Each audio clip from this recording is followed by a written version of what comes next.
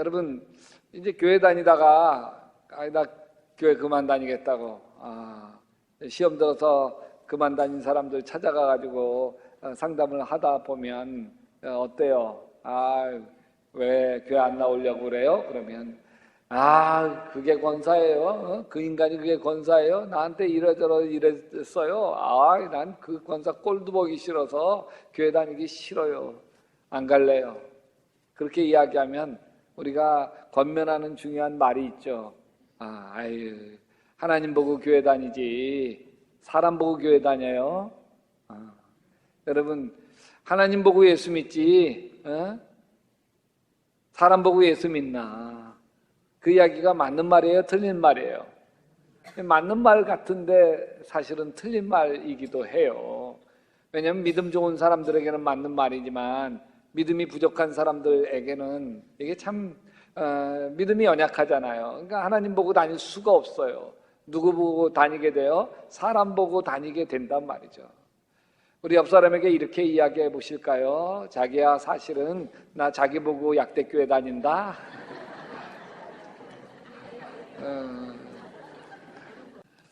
여러분 제가 3박 4일 엠마오 가는 길과 같은 영성훈련을 인도할 때 어떤 한 60대 중반쯤 되는 교인이 참석했어요. 근데 뭔가 심통나 있는 것처럼 시간 순서가 진행되어지는데 좀 삐딱했어요. 그래서 제가 그분을 따로 만나 이야기를 나눴습니다.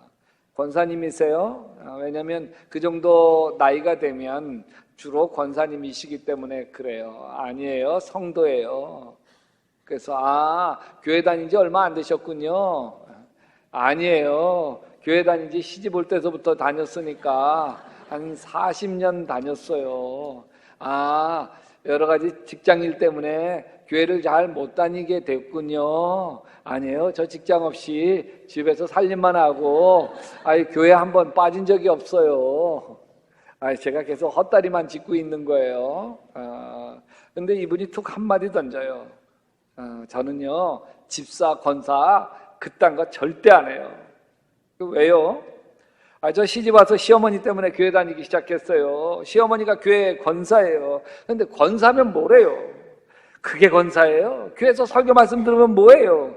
성질이 개떡 같은데. 집에서는 며느리인 저한테 얼마나 심하게 하는지 이젠 넌덜머리가 나요. 나 절대로 집사 같은 거 안 해요. 이분은 자기 시어머니에게 뭘 볼 수 없어요? 믿음을 볼 수 없어요. 예수님을 볼 수가 없어요. 이분은 자기 시어머니에게로부터 혹독하게 시집살이만 시키는 독한 시어머니만 본 거예요. 교회 다니는 것도 시어머니 무서워서 다녔다는 거죠. 마지못해 억지로 교회 다녔는데 만약에 이 며느리가 교회 안 나간다, 그날은 날벼락 떨어지는 날이에요. 그래서 마지못해 40년 교회 다녔어. 그 이야기 들으니까 얼마나 마음이 안쓰러웠던지. 그래서 한마디 얘기해 드렸어요. 성도님, 찬송가 325장 찬송 많이 부르세요. 은혜가 되고 용기가 될 거예요. 그래서 그 찬송이 무슨 찬송인데요? 그래서 제가 한 소절 불러드릴게요. 예수가 함께 계시니 시험이 오나 겁없네. 그분이 그 자리에서 웃음이 빵 터졌어요. 제가 그분에게 이렇게 말씀드렸어요. 성도님, 제가 시어머니를 대신해서 사과드릴게요.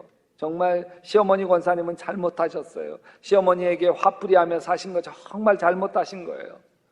시어머니가 그렇게 화풀이하며 며느리에게 그렇게 했던 건 정말 잘못한 거예요. 그 권사님 대신에 제가 사과를 할게요. 그러면서 그분을 붙들고 기도하기 시작했습니다. 그 시어머니에게 당한 억울한 마음의 상처를 다 어루만져 드리며 기도를 하자 이분이 펑펑 울기 시작을 했어요. 기도를 받은 이 성도님이 눈물을 닦으면서 이러더라고요. 목사님, 나도 시어머니에게 잘한 거 하나 없어요. 이분이 영성훈련을 마치고 돌아갈 때 저에게 다가와서 제 손을 꼭 잡고 목사님 감사해요. 제 마음에 얹혀있던 이 돌덩어리 같은 게 내려갔어요. 이제 늙고 병든 우리 시어머니 제가 천국 갈 때까지 잘 모실 거예요. 그리고 이번에 교회에서 집 사준다고 한다면 받을게요. 여러분, 이 시어머니 권사님이에요. 교회 열심히 다니는 분이죠. 예배 빼놓지 않아요. 자기 며느리에게도 교회 안 가면 막 불호령 내릴 만큼 열심히 있는 권사님이에요. 근데 같이 사는 며느리에게 이 시어머니는 믿음이 뭔지를 보여주질 못하고 있는 거예요. 이 시어머니에게 믿음이 없는 거 아니에요. 믿음 있으니까 교회 다니고 새벽 기도하지 않습니까? 근데 여러분, 이 시어머니에 있는 믿음은 산 믿음이 아니에요. 무슨 믿음? 죽은 믿음이에요. 그래서 야고보서 2장 14절에 누가 믿음이 있다고 하면서 행함이 없으면 무슨 소용이 있겠습니까? 그런 믿음이 그를 구원할 수 있겠습니까? 예수 믿으면서 성질 부릴 거 다 부리고 욕심 부릴 거 다 부리고 다른 사람 상처 줄 거 다 준다면 그 믿음이 그를 구원할 수 있겠냐, 이런 말씀이죠. 그러면서 이 야고보가 뭐라고 하는 줄 아세요? 그대는 하나님께서 한 분이심을 믿고 있습니다. 잘하는 일입니다. 그런데 귀신들도 그렇게 믿고 떨고 있습니다. 어리석은 사람이여, 그대는 행함이 없는 믿음은 쓸모가 없다는 걸 알고 싶습니까? 왜 이 좋은 믿음이 아무 쓸데없는 믿음이 되고 말았을까? 사탄이 역사해서 그래요. 사탄이. 은혜 받고 오면 다 믿음으로 살겠다고 결심합니다. 그런데 믿음으로 사는 게 잘 되나요? 어떤 분은 자기 자신에 대해서 참 낭망하고 속상해해요. 은혜 받을 때는 좋았다는 거예요. 속해서 은혜 받고 성경 공부하며 은혜 받고 약대 알파를 통해서 은혜 받을 때 참 좋았다는 거예요. 은혜 받고는 이제 가족들에게 화도 안 내고 믿음대로 살겠다고 다 하지 마는데 그때뿐이라는 거예요. 그때뿐. 가정을 화목하게 만들어 놓고 싶은데 남편과 아이들을 보면 자꾸 잔소리하게 되고 그게 말다툼이 되면 또 자기가 온갖 신경질 짜증을 다 부리게 되더래요. 그래서 다시 집안이 분위기가 싸늘해지면 내가 또 왜 이랬지 후회하게 되고, 새벽 기도 나올 때마다 오늘만큼은 신경질 내지 않게 해달라고 기도하지만 이상하게 그렇게 기도를 할 날이면 애들이 더 성질 건드리고 그래서 더 성질 내게 만든다는 거예요.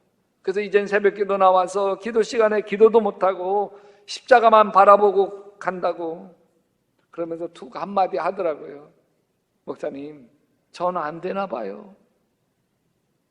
왜 믿음으로 살고자 하는데 이렇게 좌절이 클까? 하나님의 대답은 분명합니다. 마귀는 죽은 자를 건드리지 않는다는 거예요. 죽은 건 건드리지 않는다는 거예요. 살아보려고 몸부림치는 자에게 강하게 마귀가 역사한다는 거죠. 여러분, 믿음으로 살아보는데 살려고 애쓰는데 좌절과 낙심이 찾아왔다고 한다면 이 말은 적어도 마귀에게는 인정받았다는 말이에요. 마귀는 죽은 믿음 건드리지 않거든요. 마귀는 산 믿음만을 흔들어 놓으려고 해요. 마귀는 우리가 어떻게 하면 하나님의 축복을 경험하는지 잘 압니다. 그래서 우리가 믿음으로 살아보려고 하면 더 유혹하고 더 어렵게 만들고 주위의 사람들을 충동해가지고 우리를 힘들게 하고 일이 복잡하게 만들어 놓습니다. 마귀의 목적은 오직 하나예요. 우리가 하나님의 뜻대로 살려고 하는 걸 중단하라는 거예요. 속지 않게 되시기를 바랍니다. 믿음으로 살아보려고 하는데 마귀의 해방과 공격을 받았다면 오히려 기뻐하고 감사할 일입니다. 야고보서 1장 2절에 이렇게 이야기해요. 형제들아, 너희가 여러 가지 시험을 만나거든 온전히 기쁘게 여겨라. 여러분, 초대교회 때 마귀가 핍박을 통해서 성도들을 꺾어보려고 합니다. 그래서 베드로 사도 이렇게 권면해요. 두 가지 권면을 하는데, 첫째, 영적으로 깨어서 마귀의 역사를 보라는 거예요. 베드로전서 5장 8절, 근신하라, 깨어라. 너희 대적 마귀가 우는 사자와 같이 두루 다니며 삼킬 자를 찾는다.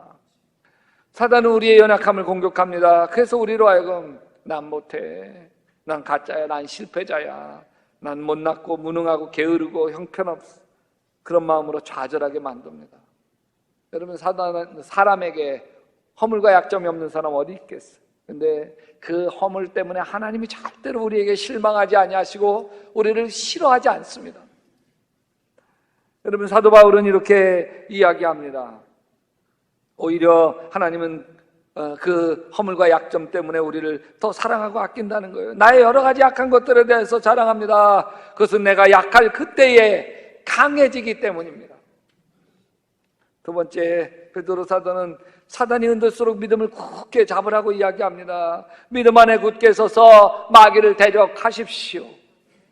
여러분이 알다시피 여러분의 형제들도 세상에서 같은 고난을 겪고 있습니다. 믿음대로 살려고 할 때 사단이 역사합니다. 이길 수 있게 되시기를 바랍니다.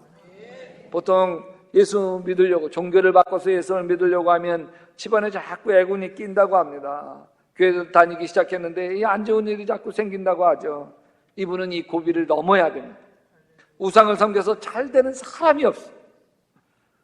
서울에 장안에 용하다고 하는 박수무당이 있었어요. 박수무당이라는 건 남자 무당인데 신통력이 있어서 사방에 불려다녔어요. 호황을 누리는 이 박수무당이 한 동네에서 아주 떡 벌어지게 동네 구판을 벌이기 시작을 했습니다. 구슬하면서 무당 춤에 신명이 철정에 달았어요. 어떻게 하나요? 이게 무당 춤 추는 거 여러분 보셨어요? 좀 보여드릴까요? 덩덩덩.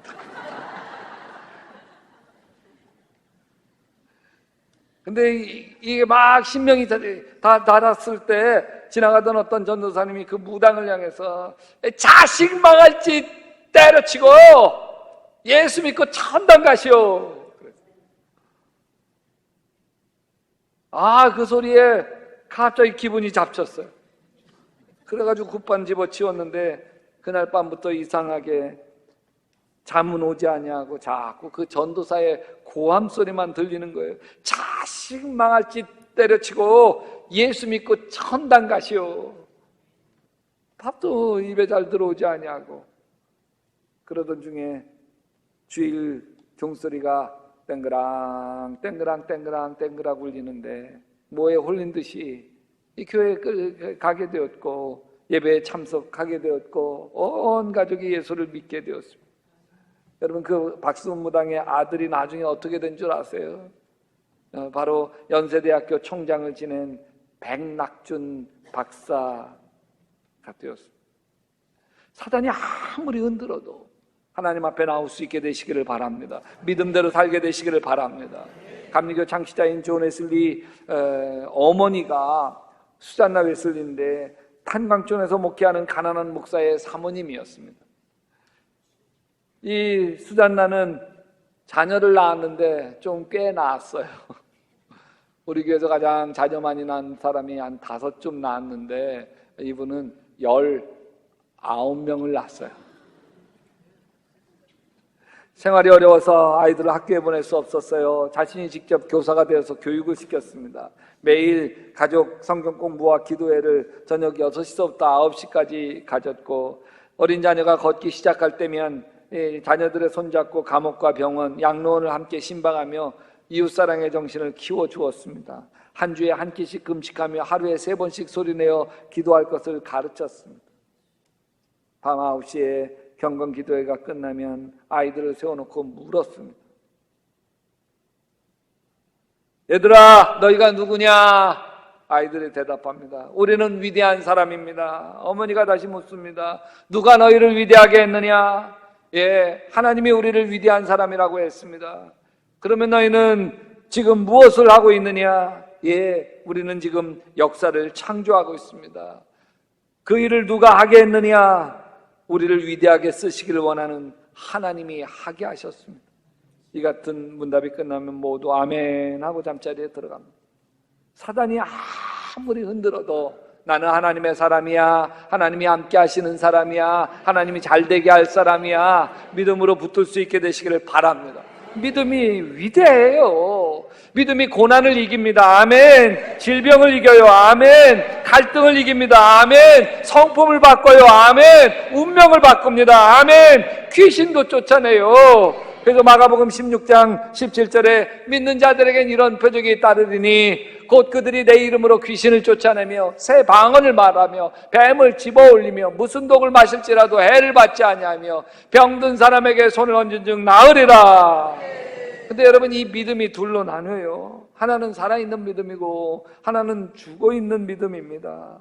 아까 그 시어머니의 믿음은 죽어있는 믿음이에요. 그 시어머니 믿음은 그 시어머니의 행위를 바꾸지 못해요. 왜? 죽어있으니까. 그러나 살아있는 믿음은 다릅니다. 행위로 나타나, 행위로. 야고보는 행함이 있는 믿음을 설명하려고 아브라함 이야기를 꺼냅니다. 야고보서 2장 21절 우리 조상 아브라함이 자기의 아들 이삭을 제단에 바치고서 행함으로 의롭게 된 것이 아닙니까? 여러분, 행함으로 의롭게 된 거다. 이 말씀은 사도 바울이 로마서 4장 2절에서 이야기했던 말씀하고 정반대예요. 아브라함이 행위로 의롭게 되었더라면 그에겐 자랑할 것이 있었을 것입니다. 그러나 하나님 앞에서는 자랑할 것이 없습니다. 성경이 뭐라고 말합니까? 아브라함이 하나님을 믿으니 하나님께서 그를 의롭다고 여기셨다 하셨습니다.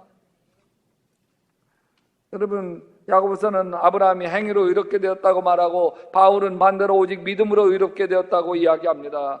이 야고보서와 바울이 서로 싸워요. 행위가 먼저냐, 믿음이 먼저냐, 닭이 먼저냐, 달걀이 먼저냐처럼 말이죠. 믿음을 강조하던 종교개혁자 마틴 루터는 야고보서를 쓰레기 복음이라고 말합니다. 아니, 믿음으로 구원받고 믿음으로 하나님께 자녀가 된 것이지 착하게 살았다고 하나님에게 구원받고 하나님의 자녀가 된 게 아니다. 여기 철저하게 루터는 바울 편에 서 있습니다. 그러자 종교개혁자 칼빈은 이 말을 받아서 루터는 성경을 끝까지 다 못 읽은 거다. 끝까지 읽어봤어야 되는데. 여러분은 어느 쪽입니까? 바울 쪽입니까? 야고보 쪽입니까? 여기 야고보에서 나오는 이삭 바친 아브라함 이야기는 창세기 22장에 나오는 이야기예요. 하나님이 어느 날 아브라함을 시험해 보려고 아브라함아, 너의 아들, 네가 사랑하는 외아들 이삭을 데리고 모리아 땅으로 가거라. 내가 너에게 일러주는 산에서 그를 번제물로 바쳐라.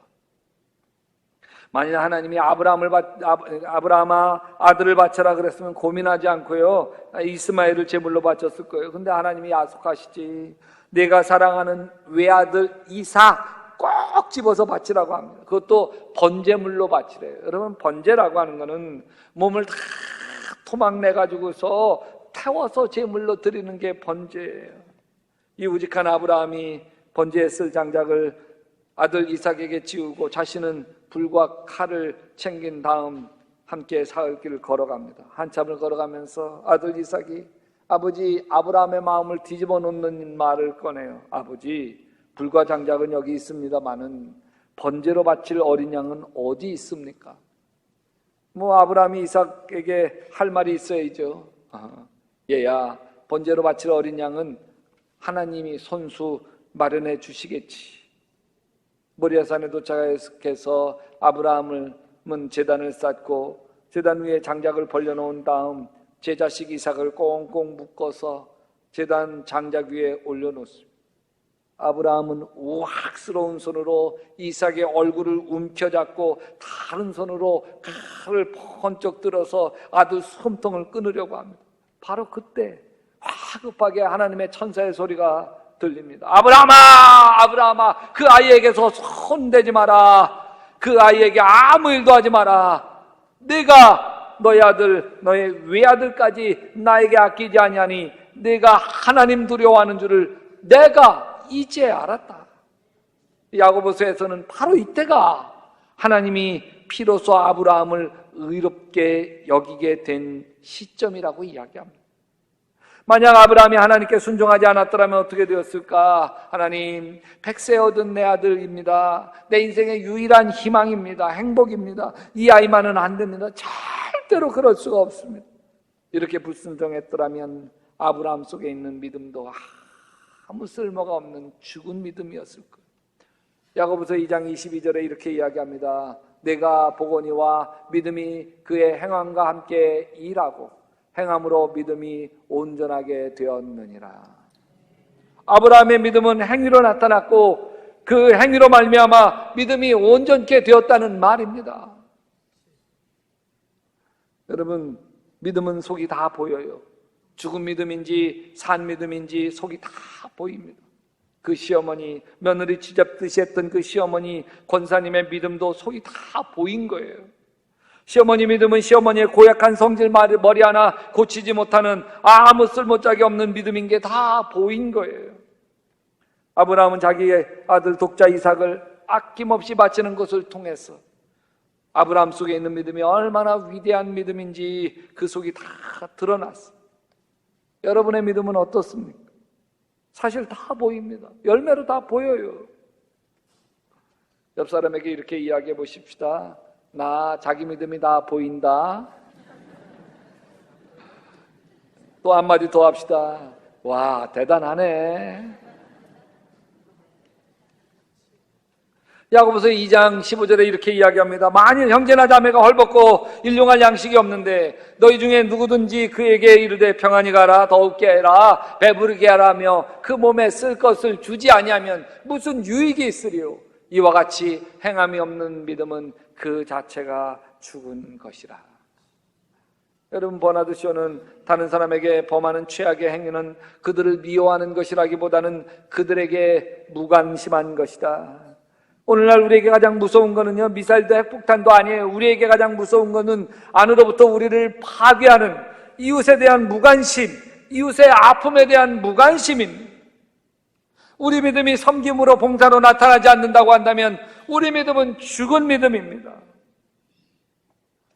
며칠 전 집에서 가족과 함께 저녁 식사를 맛있게 했습니다. 제가 먹은 그릇을 싱크대에 갖다 놓는데 싱크대 속에 설거지해야 할 그릇이 한가득이에요. 설거지하려고 하니까 좀 귀찮은 마음이 들었어요. 날도 덥고 습도도 높고 불쾌지수가 높으니까 만사가 다 귀찮았어요. 그래서 딸에게 시킬까? 딸아, 오늘은 내가 설거지 좀 해라. 그렇게 시키고 싶었습니다. 근데 그 순간 어떤 마음이 들었냐면 내가 귀찮으면 딸도 귀찮지. 딸도. 그래서 그래, 귀찮으면 내가 해야지. 내가 귀찮다고 남 시키면 내가 예수 믿는 사람이냐? 뭐 그런 마음이 들었어요. 그래서 아무 말 없이 설거지하기 시작을 했습니다. 다 했나 싶은데 딸이 냄비 가지고 오지, 후라이팬 가지고 오지. 그래서 그것도 다 닦았는데 또 아내가 어디다 숨겨놓았는지 설거지거리 여기저기서 찾아가지고 다 가지고 와요. 더운 날 땀 뻘뻘 흘리며 설거지를 다 했어요.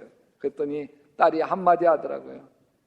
세상에 우리 아빠 같은 사람 없어. 우리 아빠 참 좋은 아빠야. 그러면서 엄마, 우리 엄마 참 결혼 잘했다. 그 말을 들으니 기분 좋더라고요. 그래서 한마디 했어요. 딸아, 넌 네 엄마보다 결혼 잘 하는 거 그거 참 어렵다. 여러분, 우리 교회 사회봉사부에서 1인 1봉 교인 한 사람이 한 가지 봉사를 하자는 섬김 실천을 합니다. 홀로 사는 노인들을 위해 여름 방충망 설치 봉사도 하고 홀몸 노인들에게 매달 쌀을 배달하고 반찬을 만들어주며 섬기고 있습니다. 여러분, 섬기지 않으면 죽은 믿음이에요. 행위로 나타나지 않는 믿음은 다 죽은 믿음이에요. 제가 얼마 전 설교 시간에 교회 근처 현대아파트 담벼락에다가 여기 부천시청에서 회양목을 심어 주었는데 가뭄이 들어 계속 거의 다 말라가고 있다고 안쓰럽다고 한 적이 있어요. 그랬더니 우리 교회 권사님 한 분이 그래도 살아있는 회양목 살려보려고 매일 물 주며 가꾸고 있어요. 매일 물 주며. 저는 이분 속에 믿음이 보여요. 살아있는 믿음이 보여요. 여러분, 예수님이 발 닦아주신 것처럼 우리가 발 닦아주는 인생과 삶을 살지 않으면 우리의 믿음이 행함이 없는 믿음, 행함이 없는 믿음은 죽은 믿음이에요. 그래서 야고보서 2장 26절에 이렇게 얘기해. 같이 한번 읽어보십시다. 영혼이 없는 몸이 죽은 것과 같이 행함이 없는 믿음은 죽은 것입니다. 죽은 것입니다. 여러분, 섬기며 삽시다. 가장 가까운 사람 섬기며 삽시다. 내 가족 섬기고, 우리 교인들 섬기고, 지역사회 이웃을 섬기고, 가난하고 어려운 사람 섬기고, 봉사하고 섬기며 살아가시기를 주님의 이름으로 축원합니다.